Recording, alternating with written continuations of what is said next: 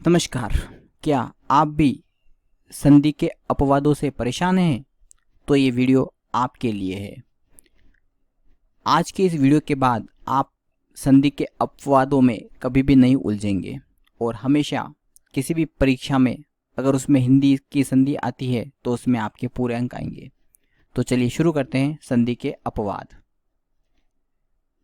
सबसे पहले आपके सामने है विश्वामित्र। विश्वामित्र का बनेगा विश्व मित्र। क्या बनेगा? विश्व का मित्र। क्योंकि सामान्य तौर पर अगर बात करें तो विश्व का अमित्र तो होगा नहीं, क्योंकि वो अमित्र तो है नहीं, विश्व के मित्र हैं। इस कारण से यहाँ पर क्या हो रहा है? स्वर का लोप हो रहा है। तो यहाँ पर ये दीर्घ संधि का अपवाद माना जाएगा। तो इसका सही उत्तर बनेगा विश्व प्लस मित्र। दीनानाथ, तो इसका बनेगा दीन के नाथ। तो इसका संधि क्या होगा? दीन प्लस नाथ, दीनों के हैं जो नाथ। ध्यान रखिएगा ये दीर्घ संधि के अपवाद हैं। उसके बाद आपके सामने है मूसलाधार। तो इसका बनेगा मूसल प्लस धार। मूसल प्लस धार। ध्यान रखिएगा ये भी दीर्घ संधि का अपवाद है। अपवाद क्यों? अपवाद का मतलब होता है जहां पर नियम नहीं लग रहे हैं वही अपवाद है। तो यहाँ पर संधि के नियम कार्य नहीं कर रहे हैं, इस कारण से इन सभी शब्दों में क्या है? संधि के अपवाद ये माने जाते हैं। बात करते अपांग की। अपांग के देखिए दो बनेंगे। एक बनेगा अप प्लस अंग। अप प्लस अंग। अप प्लस अंग का मतलब होता है आंख की कोर। आंख की जो कोर होती है उसको अप प्लस अंग यानी अपांग कहते हैं। तो ये दीर्घ संधि है। और एक और इसका बनता है अप प्लस अंग। अप प्लस अंग की बात करें तो ये बनेगा अपंग यानी किसी अंग से रहित। तो ये बनेगा पररूप संधि। अगर पररूप संधि का अगर उदाहरण वैसे तो हिंदी में नहीं आता है, पर अगर आ जाए तो अब बात आप यहाँ पर ये बात आप ध्यान रखेंगे। तो अप प्लस अंग इजिकल टू दीर्घ और अप प्लस अंग इजिकल टू पररूप संधि। इसके बाद आपके सामने है, देखिए दो मात्रा है ना, इसका मतलब ये वृद्धि नहीं होगी। दो मात्रा है तो ये गुण के अपवाद होंगे, ये बात आप ध्यान रखिएगा। कंफ्यूज यही चीजें करती है मैं। दो मात्रा है तो वो वृद्धि नहीं, ये गुण का अपवाद है। तो आप ध्यान रखिएगा गुण है यहाँ पे। तो क्या बनेगा इसका? प्र प्लस उड़। प्र प्लस उड़ इजिकल टू प्रौढ़। तो ये गुण का अपवाद है। स्वेरिता। स्वेरिता का बनेगा स्व प्लस इरिता। स्व प्लस इरिता। तो ये भी किसका अपवाद हो गया? गुण का अपवाद हो गया। स्वेरिता यानी होता है स्वेच्छा। स्वेच्छा इजिकल टू स्वेरिता। पृष्ठोह, तो ये बनेगा पृष्ठ। पृष्ठ प्लस ऊह, बड़ा ऊ आएगा। पृष्ठ प्लस ऊह, गुण संधि का अपवाद। प्रोह, तो ये बनेगा प्र प्लस ऊह। प्र प्लस ऊह।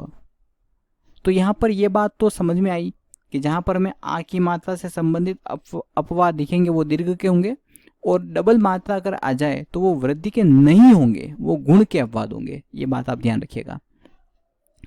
नेक्स्ट बात करते हैं स्वेर। स्वेर का क्या बनेगा? स्व प्लस ईर। ये सारे अपवाद आपको याद भी रखने हैं, क्योंकि यही इन्हीं में से बार बार प्रश्न जो है वो पूछे जाते हैं। अक्षोहिणी, ये तो बहुत ही फेमस है। क्या बनेगा? अक्ष प्लस ऊहिणी। ऊ कौन सा आएगा? ऊ बड़ा आएगा और नी आएगा। अक्ष प्लस ऊहिनी आएगा, ये बात आप ध्यान रखिएगा। अक्षोहिणी में न जो है वो न बनेगा यहाँ पे, तो अक्ष प्लस ऊहिनी बनेगा इसका। अब देखिए सिंगल मात्रा आ गई ना, तो ये इसका थोड़ा सा अलग चलेगा। शुद्धोदन में क्या बनेगा? शुद्ध प्लस ओदन। शुद्ध प्लस ओदन, तो ये बना शुद्धोदन। ये भी ओ है तो ये भी ओ ही रहेगा यहाँ पे, ये बात आप ध्यान रखिएगा। प्रौढ़ी, तो प्र प्लस उड़ी। उड़ी बड़ा ही बनेगा। प्र प्लस उड़ी, ये ड है, प्र प्लस उड़ी। बिंबोष्ठ। बिंबोष्ठ का बनेगा बिंबन। ध्यान रखिएगा, बहुत इंपॉर्टेंट है अभी। बिंबन प्लस ओष्ठ। बिंबन प्लस ओष्ठ, बिंबोष्ठ। गवेंद्र। गवेंद्र के देखिए यहाँ पे दो बनेंगे। एक तो बनेगा गो प्लस इंद्र। गो प्लस इंद्र। गो बन गया, इसका मतलब ये अय्यादी में चला गया। किस में चला सकता है? अय्यादी में।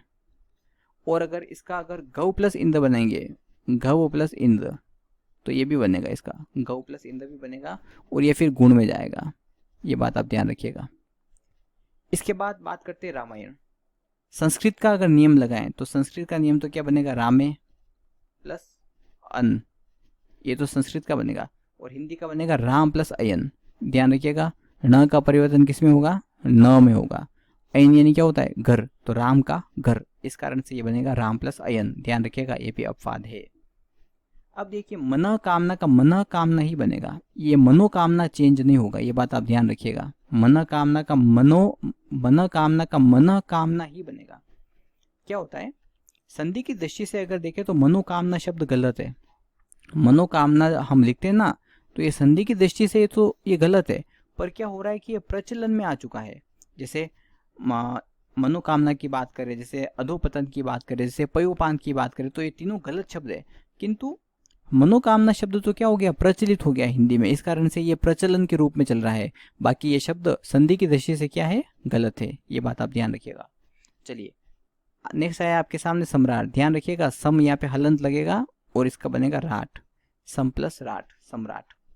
पतंजलि का क्या बनेगा, पतत, पतत, त के नीचे हलंत है और उसके बाद में अंजलि, पतत plus Anjali equal to Patanjali.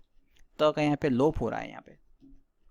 सीमंत, सीमंत का ध्यान रखिएगा सीम प्लस अंत, दो बनेंगे इसके, एक तो बनेगा सीम प्लस अंत, सीम प्लस अंत। सीमंत का मतलब होता है सिर की मांग, सिर पर जो मांग होती है ना उसको सीमंत कहते हैं। और एक बनेगा, इसका बनेगा सीमा प्लस अंत, सीमा प्लस अंत, सीमा प्लस अंत इजिकल टू सीमांत, यानी हद, हम बात कर सकते हैं हद, लिमिट। तो ये सीमांत का, इसका ये रहा सीमांत का। तो यह ध्यान रखिएगा, कंफ्यूज मत होइएगा। सीमंत का बनेगा सीम प्लस अंत, यानी मांग, सिर की मांग जो होती है ना उसको कहते हैं सिर की मांग। और सीमांत का बनेगा सीमा प्लस अंत, यानी हद। प्रभु, प्रभु का ध्यान रखिएगा, प्र में तो वो है ही है, भू में बड़े की मात्रा आएगी, प्रभु, प्रभु भी एक तरह का अपवाद है। उसी तरह से कुलटा क्या बनेगा, कुल प्लस अटा, बहुत बार आया हुआ प्रश्न है ये, कुल प्लस अटा। अनुलोम, अनुलोम दोस्तों एक जैसा रहेगा, इसमें अनु और लोम ही रहेगा इसका, अनुलोम, ये भी अपवाद है।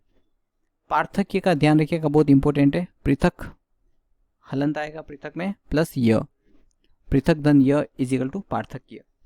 अष्टादश में ध्यान रखिएगा अष्ट बनेगा, क्योंकि अष्टा तो होता नहीं है, इसलिए अष्ट प्लस दश इजिकल टू अष्टादश, ये बात आप ध्यान रखिएगा। जैसे लंबोष्ठ है तो लंब प्लस ओष्ठ हमने बनाया था, तो इस तरह से ये आप ध्यान रखिएगा। तो दोस्तों ये थे आपके सामने इंपॉर्टेंट अपवाद। तो मीमांसा ऑनलाइन एकेडमी को सब्सक्राइब करें, लाइक करें, शेयर करें, ज्वाइन करें हमें, हमारे नंबरों पर आपके सामने हैं। और अगर आप फ्री में नोट्स पाना चाहते हैं तो आप www.mimansaonlineacademy.com पर जाएं, वहाँ पर आपको सभी तरह के नोट्स आपको उपलब्ध हो जाएंगे। धन्यवाद।